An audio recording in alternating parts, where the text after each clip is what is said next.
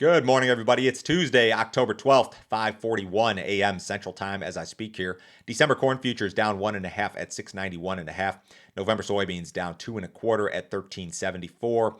December Chicago wheat down 7 at 894. December Kansas City wheat down 5 at 985 and 3/4. December spring wheat down 2.25 at 983. If you guys are listening on the podcast, appreciate it as always. Leave me a rating, leave me a review. If you're watching on YouTube, hit that subscribe button. I think we get to 7,000 subscribers on YouTube this month. So if you haven't subscribed to the channel, hit the subscribe button. Leave me a comment if you've got yield updates, crop updates, basis updates. If you have an opinion on anything that I say here, drop it in the comments. All of those things will help YouTube to help me to grow this channel. Thank you very much, guys. Always appreciate it. If you'd like some additional information from me, visit my website, www.standardgrain.com. Check out my premium subscription service today. I send my premium subscribers a ton of information direct from me every single business day.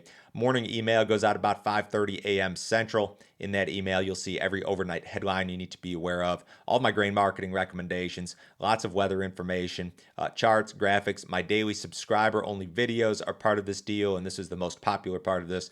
Yesterday, I ran a whole bunch of charts, interest rates, energy markets, 2023, corn, soybeans, and wheat. Also did some corn and soybean spreads. When I do this stuff regarding the outside markets, I always talk about things that I think are relevant to the subscriber base, which is almost all farmers, probably 9 out of 10. If you guys are interested in this sort of content, sign up today. $50 a month. Cancel at any time. No other fee, no other obligation. Nobody will try to sell you anything else. I promise. This is just an information-only service, guys. Russia may abolish its grain export quota. So Russia typically caps grain exports in order to secure domestic needs for grain, wheat, whatever. Now, because of large crops, the government sees no reason to limit exports. A Russian ag official said this: "The harvest is big, so in principle, probably yes. There are no prerequisites to impose any quantitative restrictions at the moment." Russia is on track to harvest a record grain crop of nearly 150 million metric tons, which includes about 100 million metric tons of wheat, depending on which crop estimate you're to believe. Russia is the world's largest wheat exporter. They currently have the cheapest wheat available on the global export market among major exporters. So when you see any story regarding a food shortage, you should probably take these facts into consideration.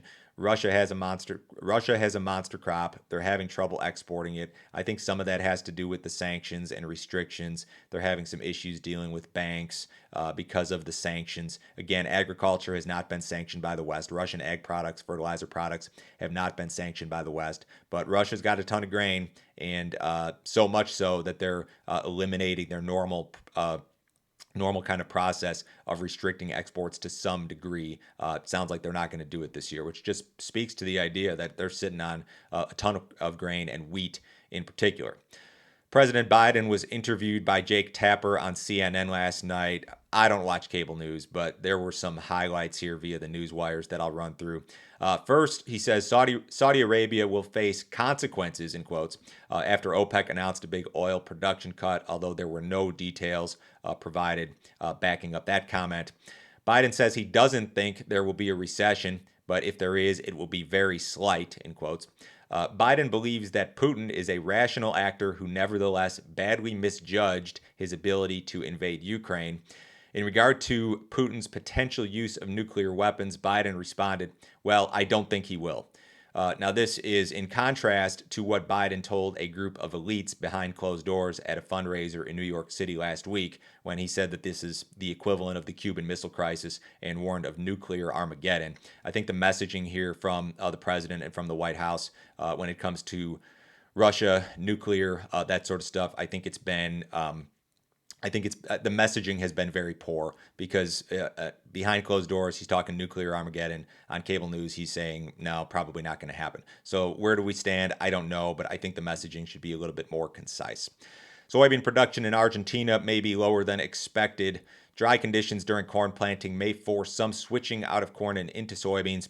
USDA's office in Argentina pegged the bean crop at 49 million metric tons this week. The official WASDE estimate is 51, so they're a little bit below that. The crop estimate was lower due to lower than anticipated area switching from corn to soybeans. However, farmers may still make changes if dry weather persists. That's what the note said.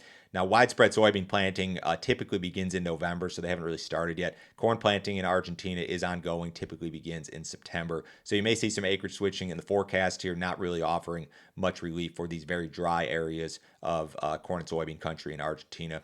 We've got a crop report today. This is the monthly crop production and WASDE report. It will be out at 11 a.m. Central Time. Again, the U.S. corn and soybean production numbers, your yield numbers, total production numbers are probably your big ticket items here. The trade expects the corn yield to fall to 171.8 nationally from 172.5 last month. Soybean yield expected unchanged to higher.